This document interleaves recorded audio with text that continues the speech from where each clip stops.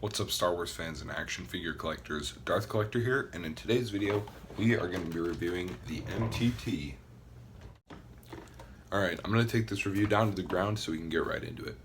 Before we do that though, please consider subscribing, because I know this is a new style of content where I'm kind of sitting in front of the camera and, doing stuff like this face to face. And I'm enjoying it. I don't know, I want to know if you guys are, so that just kind of lets me know. So thank you for that. Let's get into it. Alrighty, so first thing we're going to do is kind of just take a look at all the accessories and compartments in this vehicle. Then we're going to go through, take a look at all the figures, and review the figures.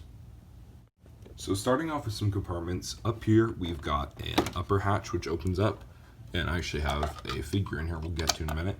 On each side we have one of these hatches that opens up, and what's really cool about these, I'll try to move the camera a little bit so you can see in there, is it's got all these little racks right here you can clip the guns into, so we'll get to that in a sec. On this side, we've got one more of these side compartments right here, same as the other one. And then up at the top right here, you may have noticed, we've got the pilot's compartment. And these are a little knocked around in here, but this is a really cool compartment up at the top. This set comes with a total of 20 battle droids. It has 4 of this style of battle droid where it's, a fully 5 POA, just general, normal, just kind of bland, regular battle droid.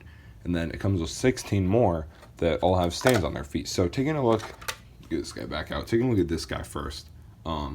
He is just a totally standard battle droid. This is his plastic color. He has no paint on him at all. His head comes off really easily. That's one thing I've noticed. That's kind of a flaw with these guys. 5 POA, he's got ball joint at the head, swivels at everything else. And overall, it's just an okay figure. You're getting this set for the vehicle, not the figures, but the figures are still cool that it comes with. So these are these guys. One thing they do is clip on here pretty well onto this ladder portion, which is kind of cool. So you can have him hanging off like that. Now let's talk about the other figures and one of the coolest features in this set. Now let's take a look at the coolest part of this entire vehicle. This hatch right here opens up and unveils 16 battle droids. Also quickly, this I just broke as a child. It does not come with that. It's supposed to look exactly like this one.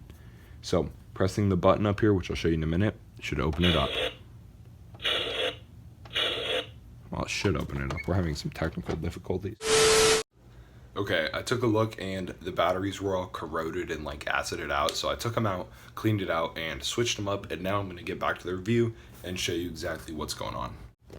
Okay, in order to actually deploy the rack this time, what you want to do is press the button with the arrow. This is out, there's one for in, and then there's one for sound effects. We're going to press this out one and watch it actually work this time.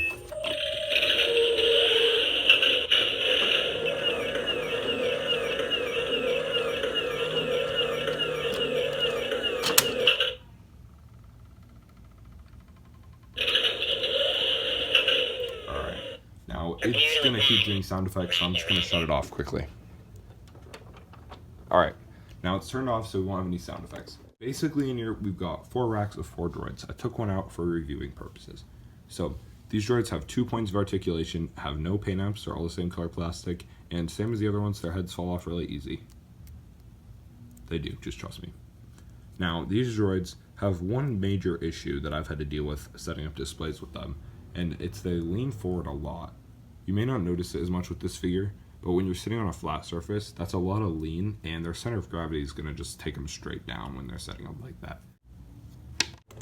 So even though these guys have stands on their feet, I've had to actually put them on different stands so they can actually stay up fine.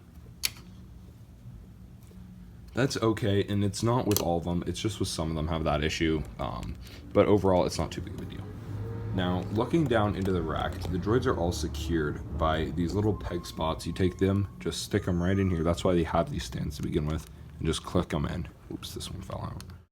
Now, to retract the rack back into the vehicle, all you're going to do is just take your hand, click these 2 sides in, and these 2 sides in. You want to make sure you get both, or else it's not going to work properly. And then clip these down, and that is going to make a little clicking sound if the power is on. So I'm going to turn the power back on quickly, then press the retract button.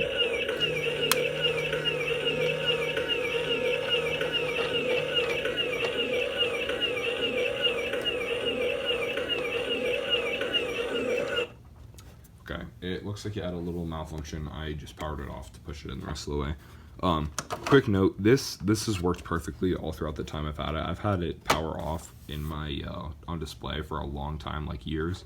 But this worked fine for all the years of play. You know, I think it's because the battery's corroded and it messed it up a little bit in there. So just take it knowing that yours should be fine. This is a new issue I haven't had to deal with before. Taking a look at the vehicle itself, the plastic work and the paint apps are really good. It's got pegs everywhere on top of the vehicle, so you can stand up your figures if you want to. And it even has pegs in here. All these pegs, you can just stand up your droids. And all the accessories, I've just got them laying in here. But here's each accessory. It's a Droid Blaster, just a bit smaller than all the other ones.